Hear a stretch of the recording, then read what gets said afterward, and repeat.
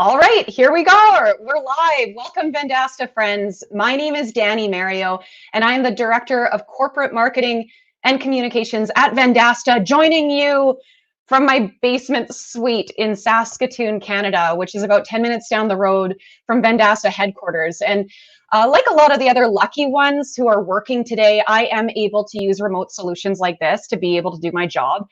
And for those who know it, Vendasta actually helps connect companies to remote options and digital solutions. And that's why we thought it would be good to put ourselves out there and talk more about what we've been seeing from our vantage points. So to provide you with some background, we serve 28,000 companies who sell, market, fulfill, and bill on the digital needs of local businesses. So think marketing agencies, media companies, managed service providers, financial institutions, all of those different groups and more. And those people are our direct customers. And through them, we're delivering digital products and services to, I think it's now 3.8 million small and medium businesses worldwide. And as you can imagine, we're starting to see the effects of COVID and the effects that it's having, and not only on our partners, but on the local businesses they serve, both bad and good. So I thought there'd be no better person to take us through what we've been seeing in the market than Vendasta CEO Brendan King. So we figured it'd be worth stealing a few minutes of his time live to pick his brain. Brendan, you can see me. We're doing this live. We're here. How you doing? I got the COVID beard. Me too. Thanks for joining us. No, you look great. Some time. Yeah.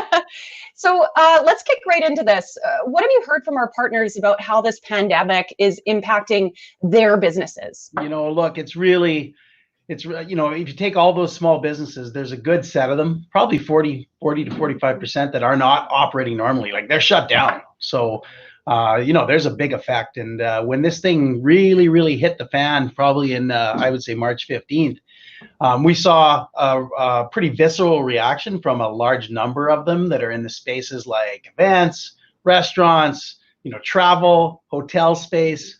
Boom, they were like, we need help. We got to pause we got to cut expenses. And I call those sort of the COVID affected verticals.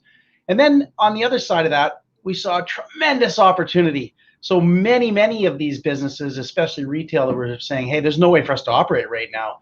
They've been putting e-commerce off. I like to say that this brought e-commerce forward 10 years. These guys that had no way to operate said, like, we got to get online right now. We got to become e-commerce ready. We got to be online. And so we saw a tremendous amount of folks that wanted to do that. And so what that brought was a couple things. It brought a whole bunch of new partners that said, hey, we can help these local businesses, and we need a platform to do that. But it also brought a lot of people said, I got to learn how to do this. I'm sitting at home, I got nothing to do, and so there was a ton of people who said, I just want to learn how to do this. So that's really the effects we saw as a sort of a one-time effect of people saying, whoa. Then we saw like, hey, let's get going, which I think is a long-term thing. I think it's the paradigm's changed and people are going to want to get online for sure. They're going to want to become e-commerce ready. Yeah. And then there's a whole new thing about learning that's happening. Yeah. Yeah. And I think as individuals that are sitting at home and like looking at our phones all day, we've certainly seen businesses evolving to meet that need. And certainly some are doing it faster than others. Yeah. I'd like to take a look under our own hood as well, Brendan. When Vendasta got a sense of just how impactful this whole crisis was going to be, not only on our business, but on the businesses that our customers serve, how did we react? Maybe you can take us through the steps of like the denial and the reaction, I'm just, everyone still wishes it didn't happen. So I don't know if that's really denial or not, but you know what? I was in Miami and it was February. It was early March actually, and at a conference in the Brazilian, it was a local media conference, and the Brazilian president was actually right next door, so the crowds were kind of intermingling, and it turned out that there were some COVID cases there. So I've always wondered whether I actually have had it or not, and we were thinking hard about whether we should even go to that conference. Well, we went to the conference and came back. I was with Jeff Tomlin. And our CMO, and things seemed fine, but we at that point, in the March sort of 9th, 10th timeframe, we decided, hey, we better this is something serious. We'd been tracking it since late February, and we'd already said we're going to sort of slow down on our hiring plan. And so we have a big plan this year to invest in our team, and we had started to slow that down. But the very first thing, as soon as we realized this was a thing, was the safety of the team. And so we're fortunate. We're a software development company. We're able to have everyone work remote and safe. And so that's the number one thing was, hey, let's make it safe. And then then after that, we said, like, how are we going to deal with this thing? By March 15th, it was becoming apparent that this was a 100-year event. It was a real thing, and it's a big thing. And so really we looked at it in three ways. We said, one, we have to protect against the downside. Two, we have to help small businesses. I want to say take advantage of the situation, but we have to help them get online. And then three, we want to be in a great spot to sort of accelerate, post-incident. And so that's sort of the path we took. And so obviously there's no traveling, budgets are slashed, we're not hiring new people, but we're not getting rid of anyone either. We're super fortunate that we're, our whole thing is, can we make these people, help local business succeed? Can we get them online? Can we get that? I like we have one of our employees has a uncle that runs, amazing comics in Saskatoon, or Amazing Stories. It's called Amazing Stories. Yeah. He said, like, I'd rather, in the past for him to go online, he thought I'd rather just close my store. Well, then that happened. And then he's like, I got to get online. And it's been it's interesting. And that's just like, that story's happening over and over and over again. So we really pivoted to say, we'll do whatever it takes to be able to help those businesses get online, up to and including providing some of those services free to our cloud brokers or resellers to provide those to the local businesses. The second thing we noticed was that there was a huge amount of people online that wanted to know how to do things. It's all the way from the local business that says, I got all this time, my business is closed, I got to learn how to be on social media, I got to learn how to make a website. So, and then we had all sorts of folks that were coming from traditional media companies, newspapers, radio, TV, other places that are kind of slowed down or now at home and have nothing to do, have an uncertain future. And they needed to learn how to, they want to help enable local businesses too with e-commerce and with SaaS tools. And so we have a learning academy that sort of caters to both of those. Yeah. And that's really been our response. It's been a huge response. And I got to say, as almost like a lay person, when you're sitting at home and you know that the gears are running with a leadership group down at headquarters and on these remote calls, getting things into place, the ability to move a tech company home flowed seamlessly from my perspective. I know we've got a few people that certainly lost sleep over that, but then on the other side of things, the way we were immediately able to get home and then respond. So I want to unpack some of the things that you were talking about. First, you were talking about Amazing Stories, the comic book shop here in Saskatoon that we've been able to get online, just as an example that's close to our hearts, because it was one of the other directors for the company's uncle's shop, and he had no online presence. But I want to hear a little bit more about this local business online toolkit. Yeah. Tell people a little bit about what we've been serving up to our partners. There's been a lot of free solutions that we've been providing in response to this, knowing that businesses need to survive right now. Yeah, the local toolkit is, what we've done is we've said, look, we'll let you provide these number of things to local businesses to help them, and so we're going to foot the bill on the cost of the product, basically. So we've got this toolkit that consists of a website. It's a WordPress-based website that has commerce enabled. So this is a big deal. These aren't free, and we're making it free. And included in it is, the other tools we have. So reputation management's integrated, social media management to post to your Instagram, your Facebook, your Twitter, everything, all included. The ability to survey your customers to get, to ask them, how you're doing. The ability to schedule appointments, to meet remotely via Google Meet or Zoom, to be able to do curbside pickup and things like that. So we said, look, let's get these guys going. Let's if they're a business that's totally paused, well, they've got more time than money right now, so let's let them do it themselves and teach them how to do it.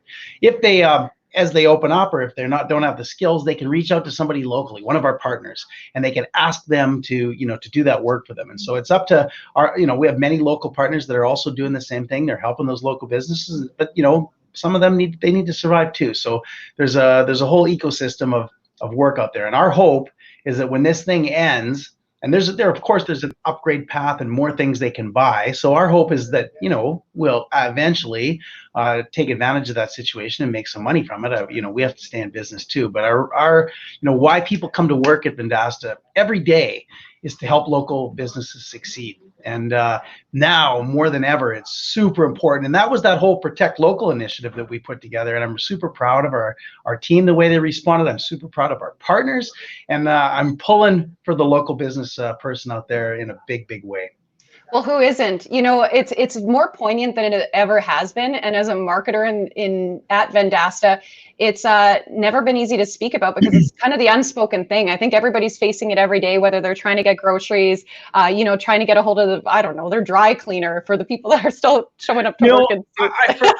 Sorry, Dani, I forgot to thank somebody. And, as we did this and as we wanted to teach local businesses and teach our resellers, or what we call cloud brokers, we had a number of our partners in the community. And Dennis, you, for instance, but from Blitz Metrics, it's unbelievable. The guy is working himself. I had to call him one weekend. I said, take some time for yourself, Dennis. Like, you got he cares so much about local businesses. His whole philosophy is give, and it'll, come back in karma, and it will for Dennis. But I mean, I couldn't take the opportunity not to thank Dennis for what he's done. He's unbelievable.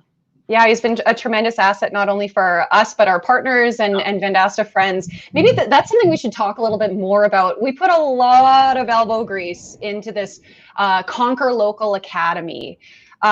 What can people get from the courses that we're creating? You've alluded to it a little bit. Yeah, I really, obviously we're not charging for any of this at this time, but it's really about giving people skills and helping them to do it. There's a lot of sort of school of thought out there. Hey, you don't want to give away your secrets, or like a magician, but it's not like that. We're helping people to learn how to do everything they need to do to survive, to be online. All the ways that people are communicating now, and how they can take advantage of the tools, and how they can use those tools. And so we're just trying to help people with that, and that doesn't diminish the role of the local expert later on to do that work. I mean, if I'm a dentist, I want to pull teeth.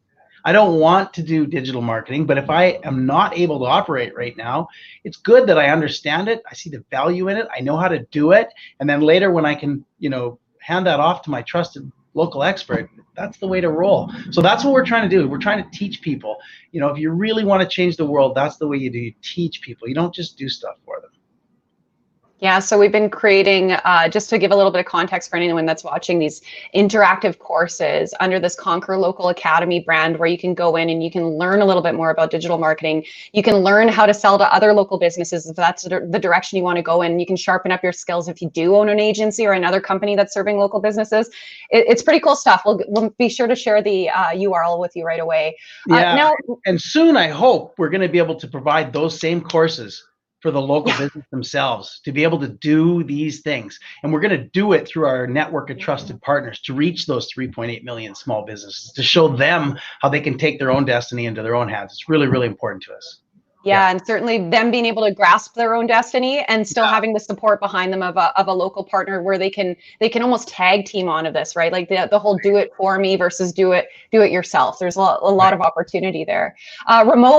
Remote is a massive part of it. You and I get to talk almost every day, doing stuff like this, not live on Facebook, but you get the gist of it. Yeah. It was a pretty huge impact, the remote needs in the world on our development roadmap. Can you take us through the changes that came in the last month or so, how quickly we were able to move and what we were able to produce? Everyone's heard all the sayings about you never let a good crisis go to waste or anything like that. But this has been transformational in a number of ways. Our team has really pulled together to deliver a bunch of set of functionality that probably is a year's worth in a couple of months.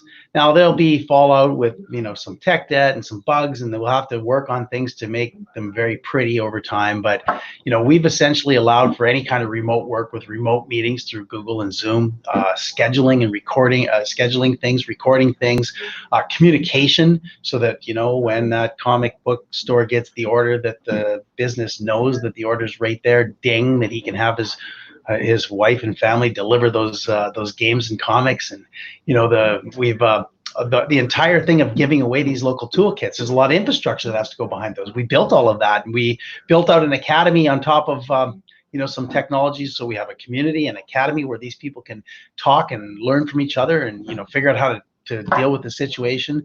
And the whole e-commerce, we've moved that forward. So, we started with marketing type products, reputation, listings management, social media management, productivity tools like G Suite and Office 365. But, we always had a website in the Website Pro, but we've sort of really pulled in, WooCommerce and made it easy and out of the box so that these small businesses can upload if they're selling bikes, they can upload their bikes and be selling them. They can transact. They can make money. They can make money in literally hours, and they can, and get paid.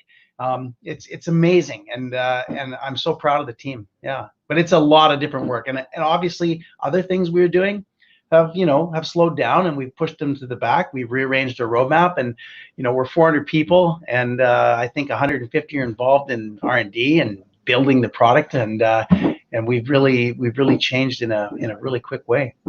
Yeah, and being able to understand, I think, the needs of the partners throughout all of this, and hearing and interacting with them has been so valuable. I'm sure you see it on the front lines.